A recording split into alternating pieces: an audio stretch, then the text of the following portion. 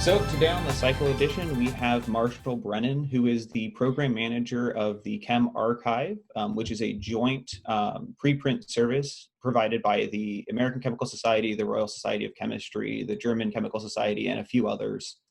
Marshall can probably detail them all if we need them to be done. For a brief intro, Marshall did his bachelor's at Northeastern, got a PhD from the University of Illinois at Urbana-Champaign with Allison Fout.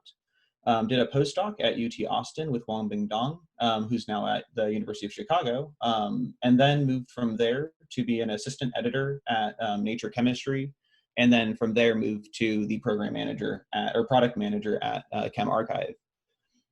So with that, I think we'll start in with having Marshall speak at us. So if Marshall, if you could kind of give us a brief description how you kind of saw your career path and kind of how you landed into academic publishing.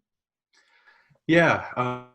So I mean, the transition to academic publishing, I will say has been entirely accidental, like it is for most of my colleagues.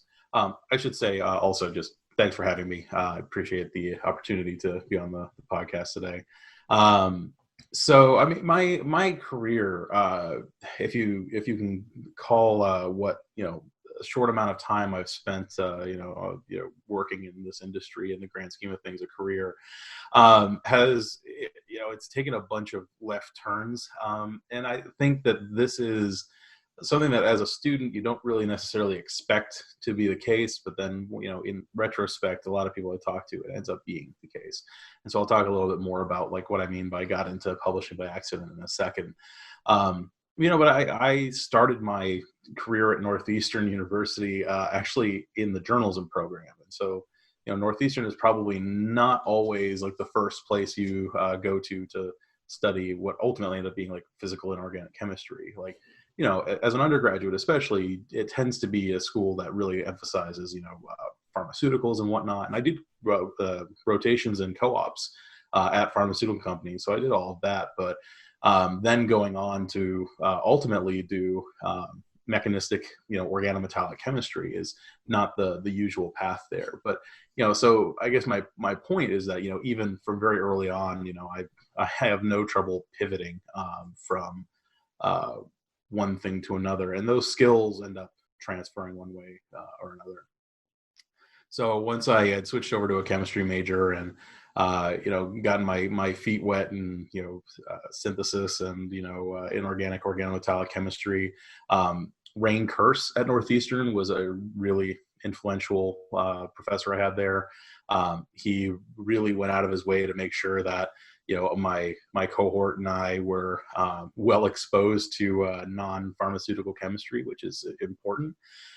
Even if I ended up doing a lot of organic chemistry, just having some exposure, into the world of quantum mechanics and whatnot, helps get a fuller picture of what the chemistry field writ large is.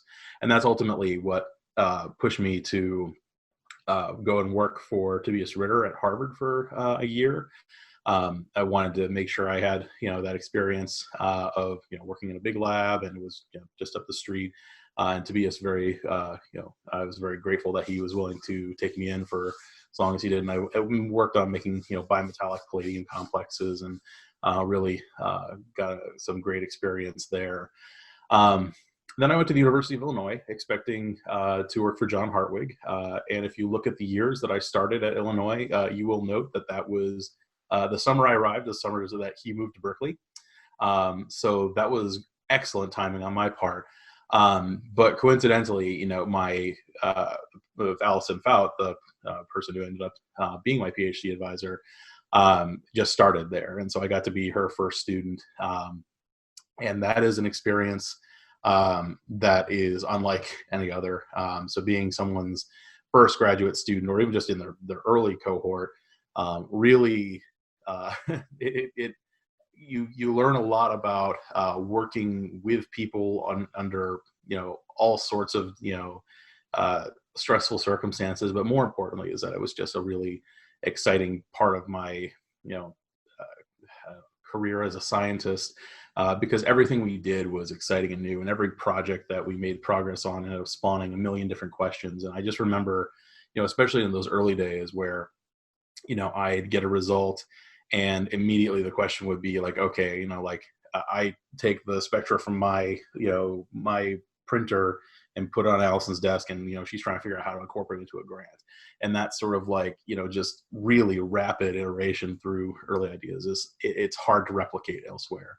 And I would do that part of it again in a heartbeat. Then I went through that thinking that I was going to be a career researcher. I had convinced myself that training myself for academia was the best course of action. Thinking like, okay, those skills would be readily transferable. And I think this is a thought a lot of people do, is they'd say, oh, well, if I change my mind about going to academia, I'll still be well equipped to go into industry. And that is not strictly true in a lot of ways. It's kind of indicative of the biases that you build while in grad school, in academia, that like, oh, okay, academia is so high up on the food chain that you can use it, you can trickle down to anything, right? And so I kind of went through with that sort of notion, encouraged by my peers, and got on my postdoc. And very shortly after starting my postdoc, I think it was the first weekend in the lab, Guanbin announced that the lab was moving to the University of Chicago. So that was not part of the plan. When I had interviewed with him, the topic of the lab moving had come up because there were rumors flying. And the the discussion that he and I had was that it was probably going to be at least a year out. And in reality, when between me interviewing and me arriving, that time frame became a matter of like less than 6 months. And so while this was happening, I had heard through the grapevine that a position had opened at Nature Chemistry. I had freelanced with them all throughout graduate school and had some really great experiences there. And so I sort of sent them my application at first, kind of thinking, what the heck, I'll see where things fall. And I don't think I like really mentally committed to that as a real option. Like, it was really one of those things I was just kind of, doing because I was trying to have, a web of plans available. And what it turns out is that the interview process for becoming an editor is a lot of applied work. So they give you a lot of examples. You work through papers that you've either recently come through the journal or are really good case studies from earlier in the journal's history, to sort of work through like the same sort of processes you go through if you were deciding to send something out for peer review. And so my first piece of advice for anyone who's even considering an editorial career, especially at some place like Springer Nature, is to just apply. If the interview process will tell you very clearly whether or not it's a job that you're interested in, because the interview takes a while to get through the interview, not as long as an academic job cycle, but expect that there are like 2 or 3 rounds where you're first doing a writing sample, and then you're giving you're doing a written response to these sort of case studies, and then you do that again in person or over the phone, whatever ends up working, sort of in real time, going through the decision-making process of deciding whether or not a paper should go out for review, what decision is appropriate, and whatnot. And so if you go through the interview process and you really liked that part of it, you'll probably really enjoy the job. But if you hated every minute of the interview, you are not going to enjoy the job. It's one of those things where it gives you a very good taste of what the job is going to be like. So that is a really easy way to figure out if it's a good fit. And so anyway, during that process, I was like, this is actually a lot of fun. I think, this is something I could see myself doing. There were, especially at Nature Chemistry, there was a lot of opportunities to write. And I mentioned that I already had a fair amount of experience freelancing on that. And I said, you know what, sort of logical fallacy number 2 time, is I was like, you know what, if I turns out I hate this, I can probably get another postdoc, but at least this solves my immediate problem of how I'm going to transition gracefully from this postdoc that is changing circumstances very quickly. I say a logical fallacy because once you're out of a postdoc, it's really, really hard to convince yourself that going back to a postdoc is a good idea. Mostly just because once you're being paid a real salary, it's real hard to, you know, think about like, oh yeah, I'd love to go back to eating ramen again. But anyway, so that was that transition there. And I loved a lot of things about my job as an editor. I really liked being able to champion the research that was important to me. I think I had a great run of picking out papers that I don't necessarily know that all of my colleagues would have, and that to me is a win. You know, being able to make sure that we elevate diverse research topics to that sort of top stage. But the fact of the matter is that just by virtue of how those journals operate, the Nature research journals operate, the processing of papers is very slow. So even with me, you know, at the time, you know, I was unmarried and having a kid, and I was, you know, so I was working, you know, a lot of hours just because I enjoyed it. And I was kind of probably had some leftover, you know, PTSD from postdocing, who knows. Not saying working stupid hours is a good idea. It's just old habits die hard, I guess. You know, so yeah, the even with all of that accounted for, it was still, you know, the attention to detail that goes through the selection of those papers requires a lot of time, right? And those editor positions, you know, one of the best parts of it is that you really get to shepherd a paper from submission up to it appearing in a journal, and that is awesome. The flip side of that is that, you know, it means that you're spending a lot of time with every single paper that you move forward. So I noticed that the research, even that I was championing, it was a long time between getting submitted to actually appearing in the journal, and that had knock-on effects on how the researchers discussed their work, how quickly they were able to disseminate it, whether they could talk about it at meetings.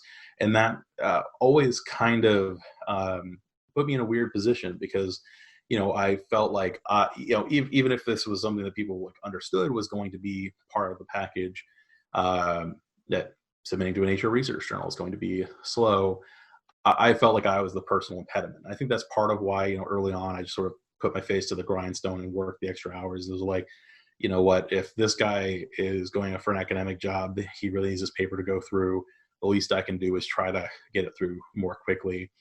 But it's hard to do that.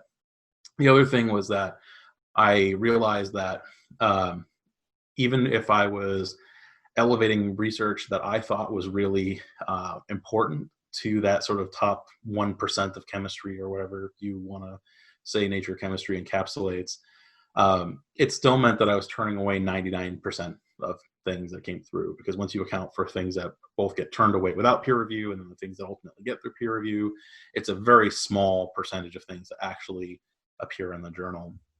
And so especially the longer I was there, the more I realized that like these decisions really came on a razor's edge. And what I realized was that I was elevating some very small fraction of things that I thought was really important to the sort of platform that Nature chemistry can provide. And I do think that that's a really important part of the ecosystem. But it started that coupled with the time delay of actually getting through the review process made me kind of question whether or not this was the best way that I could contribute to this. It's easy for me to say that too, because, you know, if I leave Nature chemistry, they're going to keep doing what they're doing. And I think it's an important part of the publishing ecosystem to have that sort of, you know, highly curated space that, you know, is for, in theory, it should be research results that are apparently important regardless of what discipline of chemistry you're in, right? There is a place for that in the ecosystem. But what there was also a place for was a way to disseminate your research results quickly.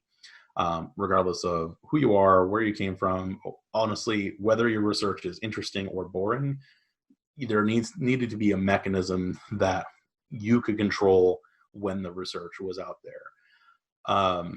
and when it can be cited and when it can be worked on. And I thought it was really important that there be something that we could do to elevate research results and make them available faster and more citable for everyone, not just for the select few that get through peer review at a journal, because more and more we are seeing that the pace of research is faster than what especially a lot of the higher level journals were able to accommodate.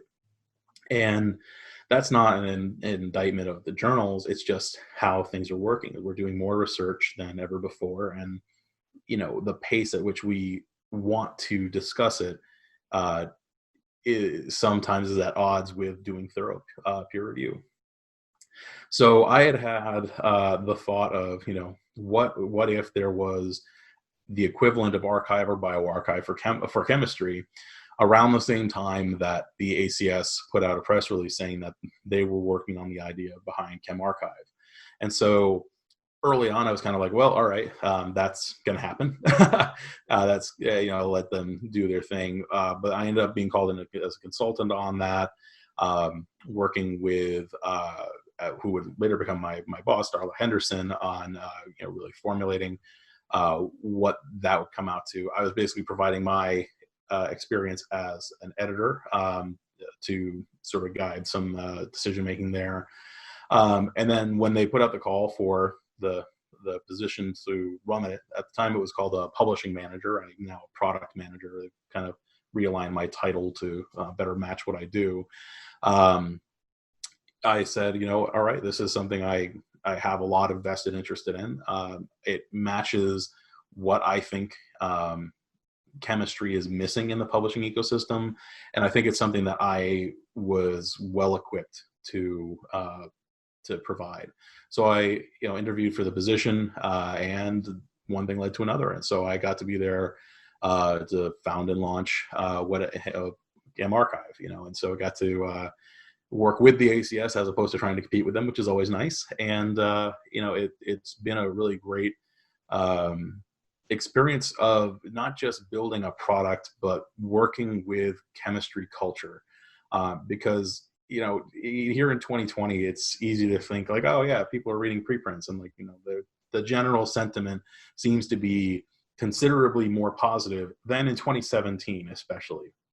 Certainly across like sub-disciplines like organic chemistry, where early on I was told not to even bother talking to organic chemists because they never use it, right? And now I think it's constantly going back between our second and third most submitted topic, right? And this isn't necessarily saying that like we need more organic chemistry on ChemArchive, but when our subject areas start to align more with the sort of general breakdown of the field, it means that this is like a real thing that people, across chemistry are interested in. So anyway, that was a big, long rant that basically is the thought process how I got to where I am now. I guess technically these days, I now split my time in part overseeing ChemArchive, and I'm working on some new product innovation at ACS as well. So my purview has extended a bit beyond just preprints, but ChemArchive is certainly where I spend the majority of my time and effort, for sure.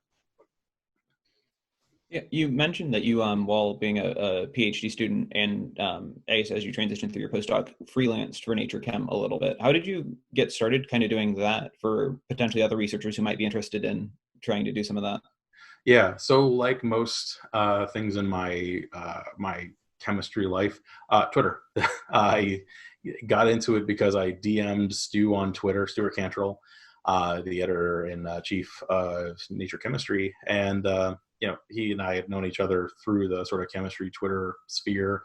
And so it all started just being, I wanted some additional experience writing, learning to write beyond what my PhD advisor could give me.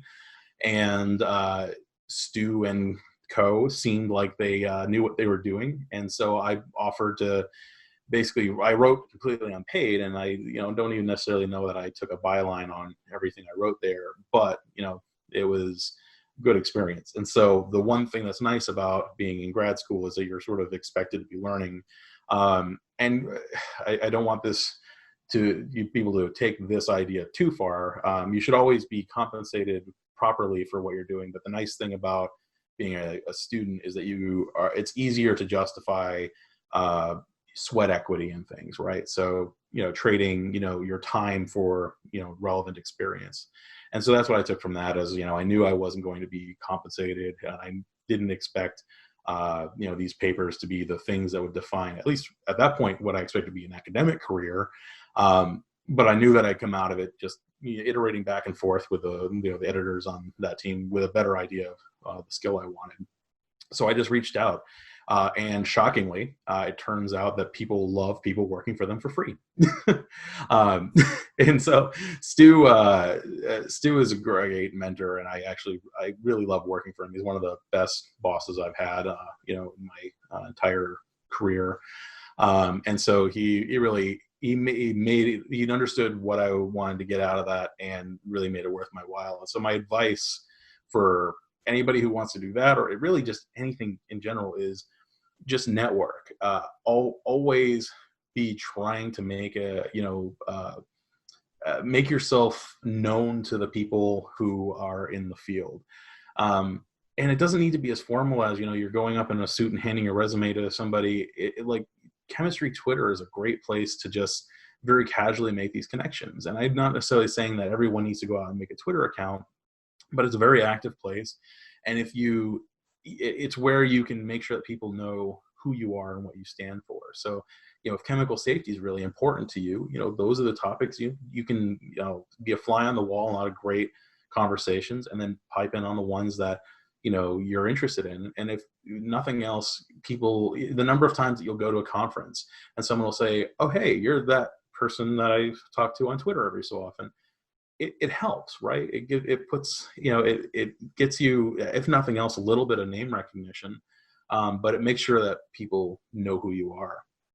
And that is something that I think a lot of people put off until way too late in their academic career, especially as graduate students, where, if you're getting to your fourth or fifth year of your PhD and you're thinking, okay, how do I get in touch with X, Y, and Z, you don't need to know everybody, but it really helps when all right, I know this person who knows this person I want to postdoc for.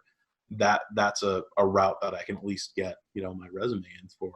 And, in my case, for God knows what reason, I've got just enough followers that, I seem to be connected one way or another to most people that I'd want to connect with, indirectly. And so that led me to being able to work with Stu. And I think that was in part, why that interview process went really smoothly, is that when Stu interviewed me, he had a pretty solid understanding of who I was and what my temperament was and, what I could bring to the table. And, that really helps. For students wanting to go into industry, I feel like it's been more common now, like your fourth or fifth year, to do an internship in an industrial position that you're interested in. Are there similar opportunities in scientific publishing, or would you recommend doing more of a freelance writing experience?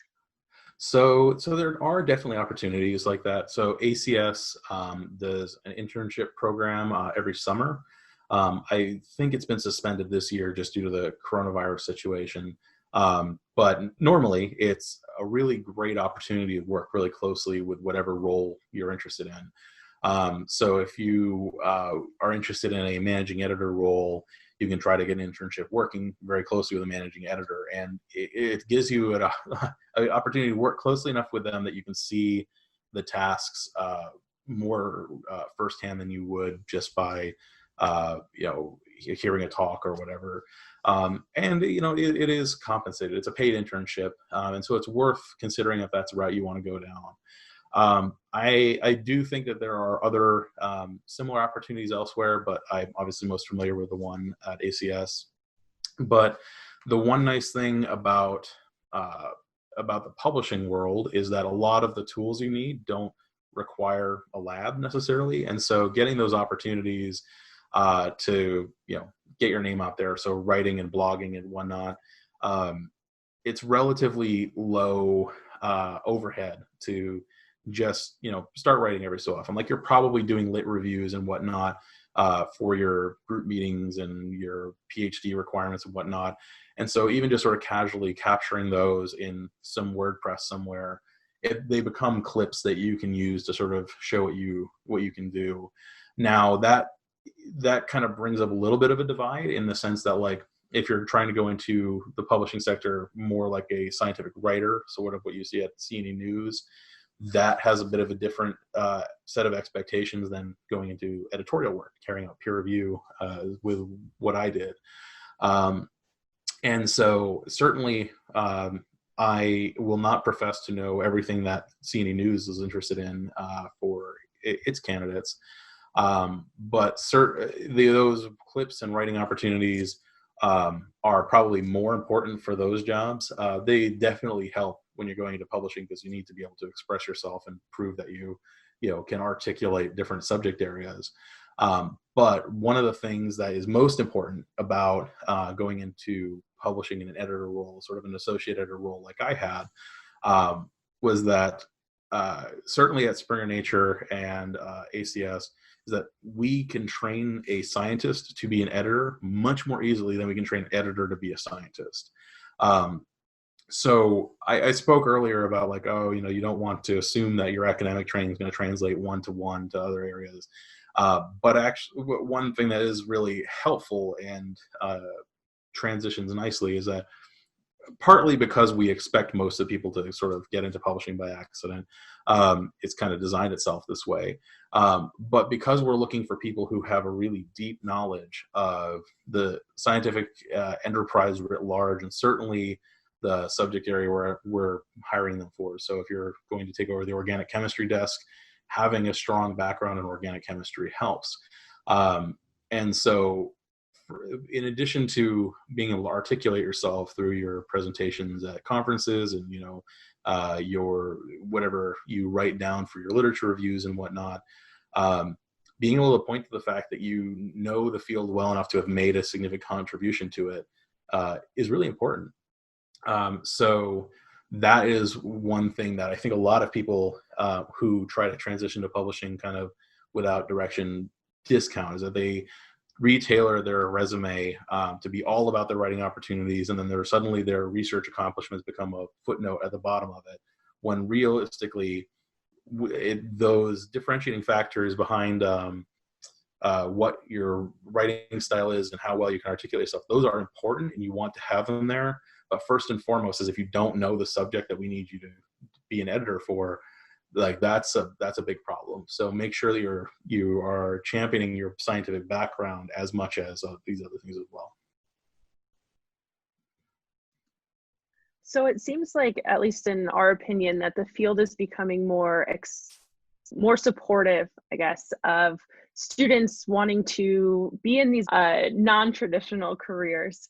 Do you find this to be the same as well? Do you think PhD advisors are more supportive of students going off the traditional path of industry versus academia, or what is your perspective on this? Yeah, so I think I first want to call attention to like, what is a non-traditional career, right? And so I want to point out that realistically, academic positions are by no means the most common position for a PhD holder to take on. And even throughout the enterprise writ large, bench positions are not even all of the positions that you would qualify yourself for. So I kind of take issue with like calling a lot of these things that are not working at a bench alternative jobs, right?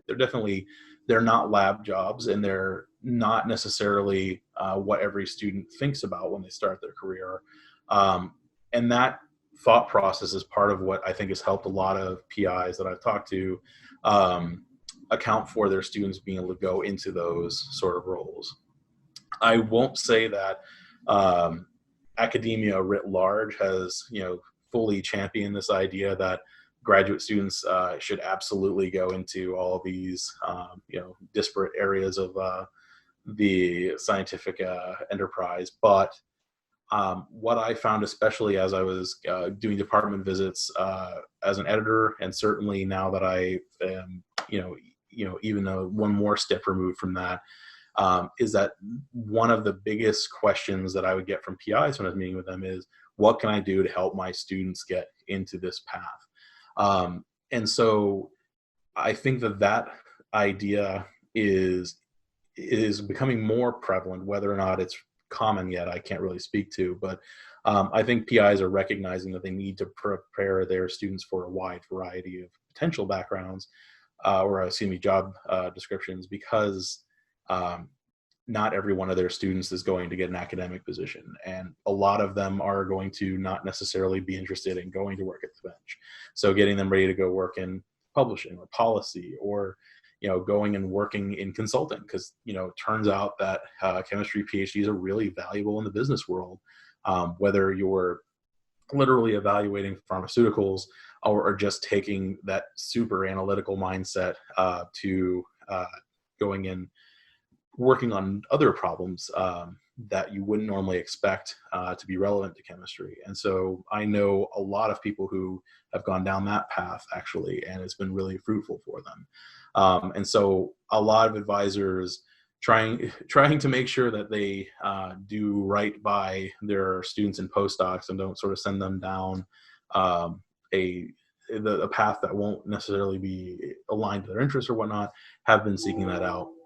On the flip side, I do think that one of the things that makes that process a bit more difficult is that a lot of grad students are reluctant to ask for advice about these other paths.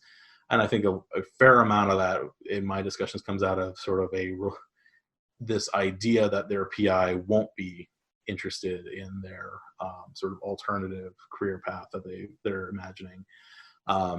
And I would say that you, especially if you are far enough along in your PhD or postdoc to be thinking about that, you are in more control over that than you give yourself credit for. And I went through that same sort of hemming and hawing, where I just assumed that Guangbin was going to disown me the second I told him that I was interested in the editor position.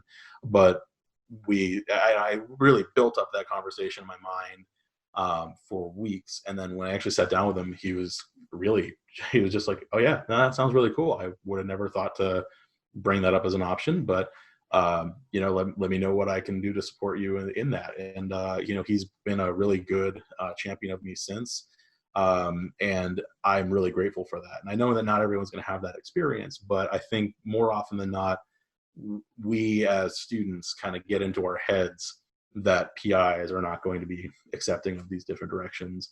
And I don't think so I think PIs are coming around to it perhaps faster than grad students are giving them credit for.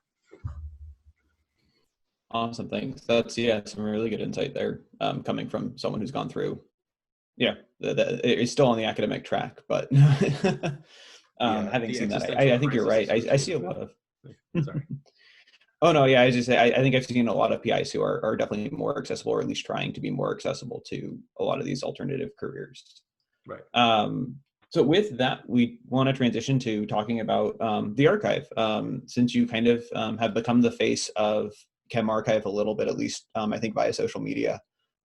We'd like to get kind of your perspective on it, as well as just have some discussion around that. So to kind of start, can you just kind of give us a brief general overview of the archive, and maybe it's like primary goals that you're hoping to achieve with it?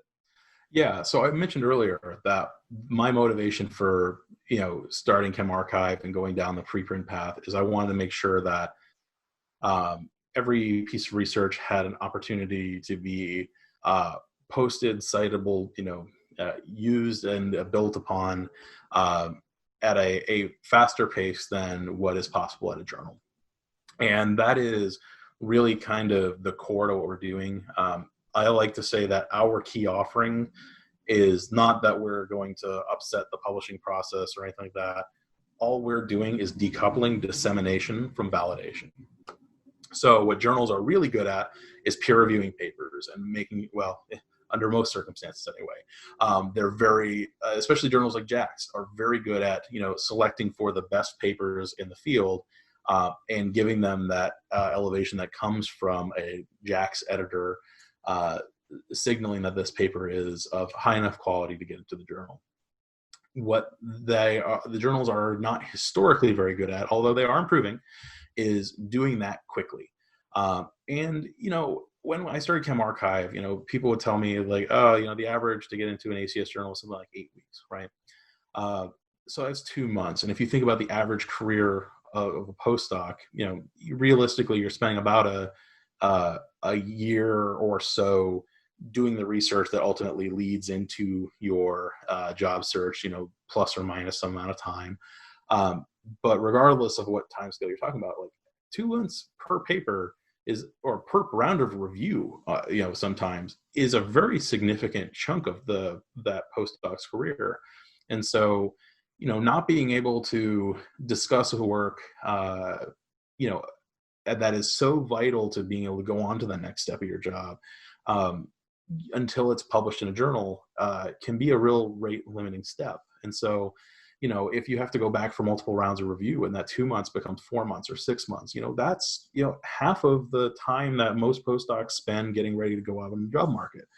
And so we think that by offering a venue where you can put out your research and say, look, this hasn't been peer reviewed. It's open for everybody to critique and read with that in mind.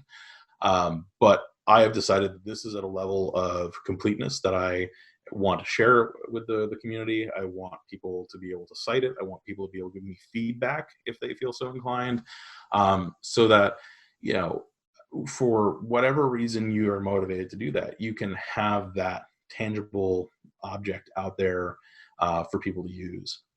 And so some people use that because they want to stake their claim on a reaction, and that's fine. A lot of people want to go ahead and say, look, here is this reaction. What feedback do you have? What experiments do we need to add to this for it to really be exciting to people? Other people just want to make sure that, while they're sitting in peer review at a journal that takes a long time, that they can apply for funding based on that research. And so it moves the dissemination closer to real time. And most importantly is it gives agency to researchers. So that decision over when someone reads your research is now in your hands. So, people often tell me like, oh, well, what if I don't want people to read my research before it's peer reviewed? And that's fine. You just don't post ChemArchive, right? But now the option is available for the people where that could be really empowering.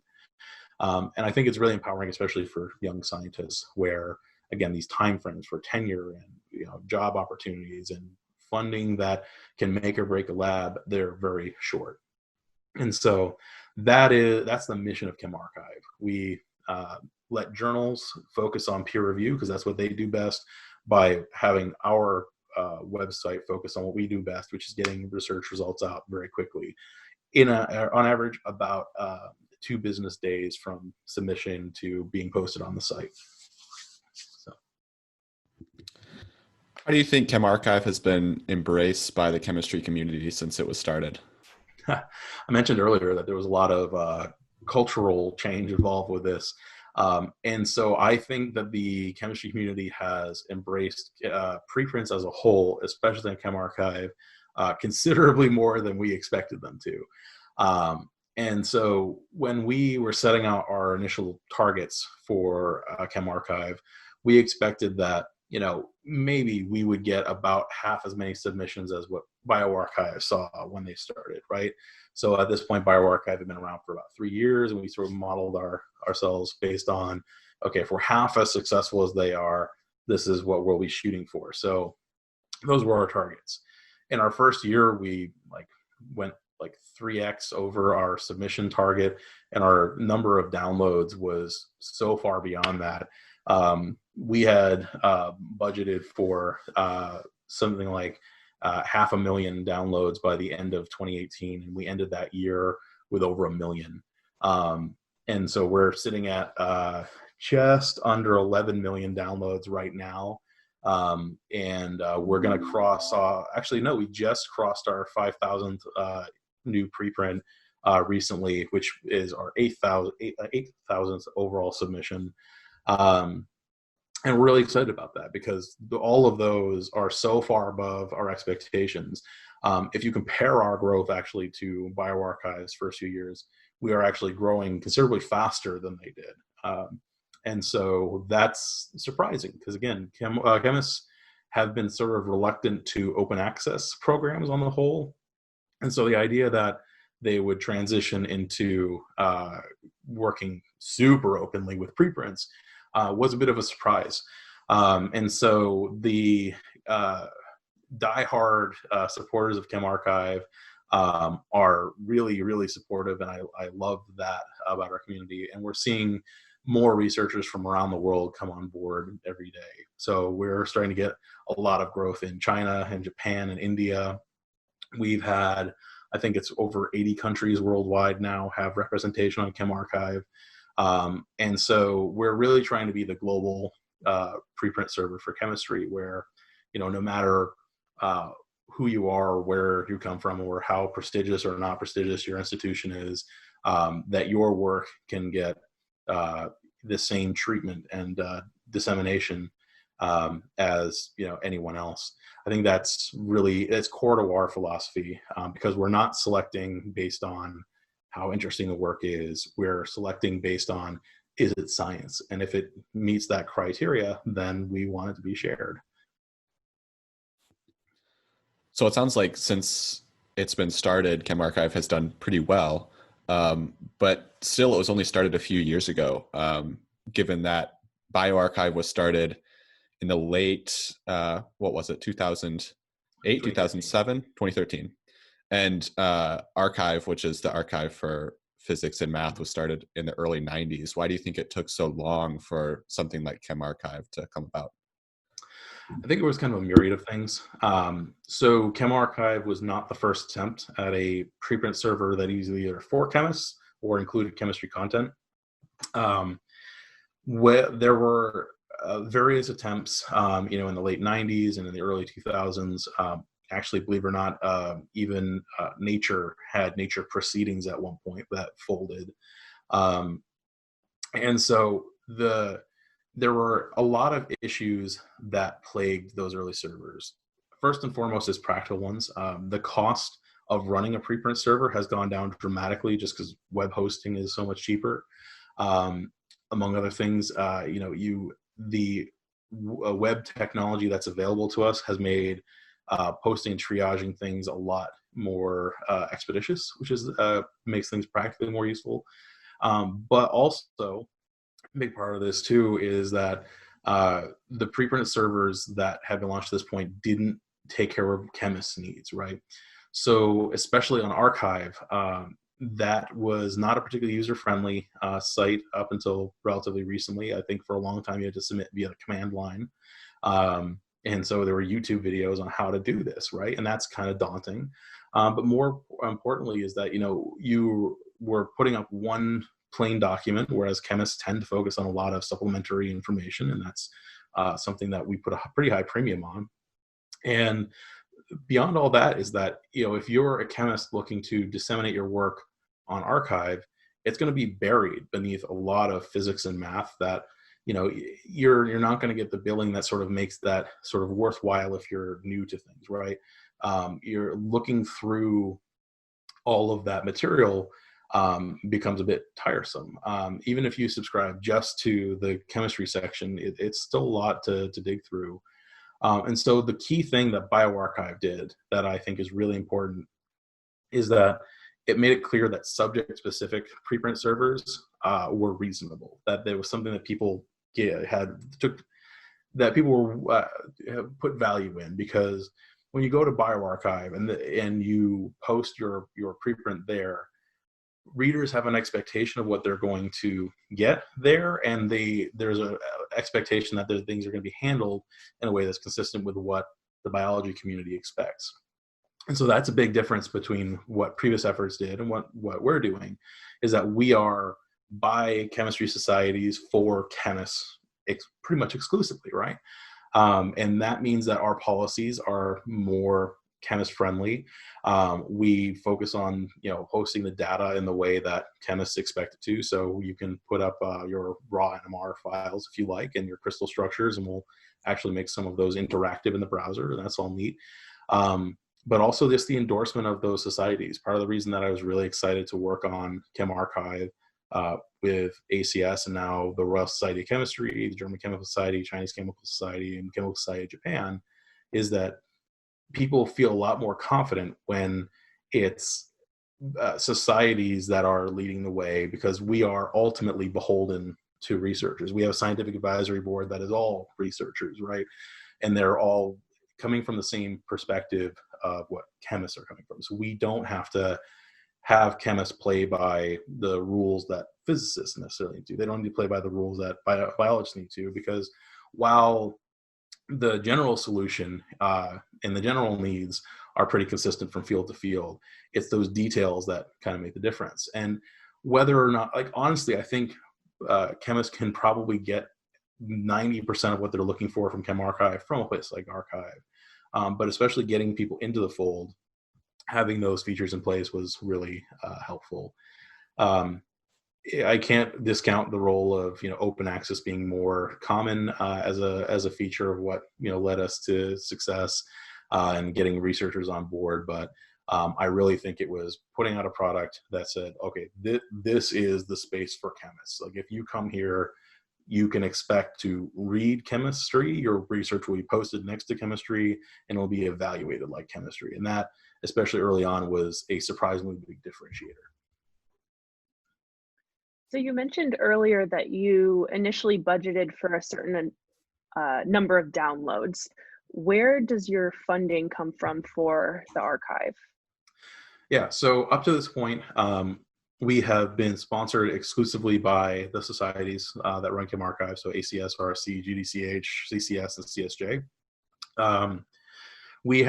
We recognize that that is not inherently sustainable, in the sense that eventually those societies are going to probably get tired of just constantly paying out to us, although they have committed to supporting this as a sponsorship. So they're not expecting a return on investment.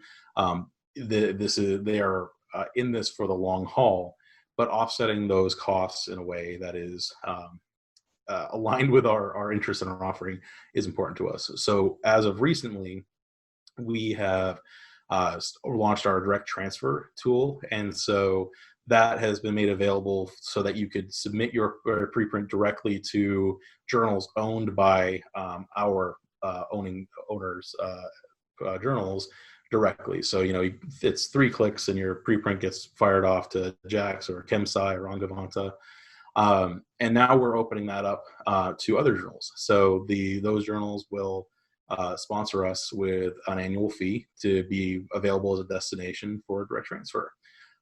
Similarly, we're working with other industry groups that value what information we put out into the world to also sponsor us there. So we'll have some announcements on that front as well, where we can bring in some additional resources that way, all with the goal of making sure that we're not just relying on the societies for our funding sources. To this point, we haven't needed to, go and pursue grants and whatnot, but as we scale, obviously that'll become an option.